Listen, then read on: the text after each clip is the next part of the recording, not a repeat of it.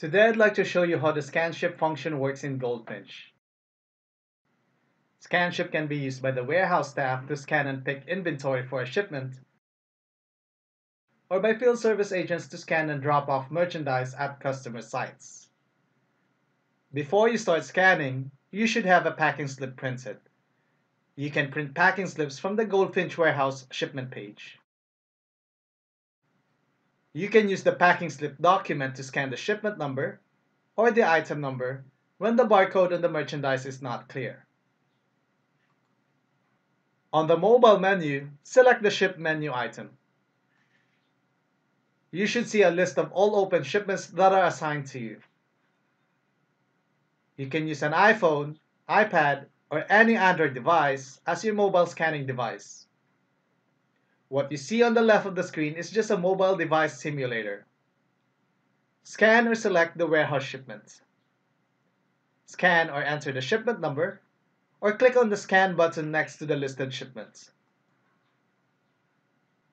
You will see items show up in blocks with three possible colors: pink if nothing's picked, yellow if it's partially picked, and green if it's fully picked. In each of the blocks, you will see item number, item description, bin, original quantity, remaining quantity, and shipped quantity. Enter or scan an item that is lot tracked. Enter or select the lots. You can click on the lookup button to see all available lots for the item and select from the list. Enter quantity and hit on save. You can double-click the item block to see lot numbers that were picked. If you make a mistake, you can click on reset to undo and start again. Enter or scan an item that is not lot tracked. Enter the quantity and hit on save. When all items have been picked, the shipment is ready to post. If you make a mistake, you can click on Actions, Reset All, to reset all items in the shipment and start over.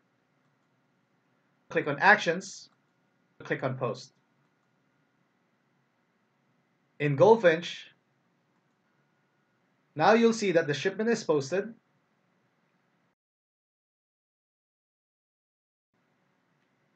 and all ledger entries are created.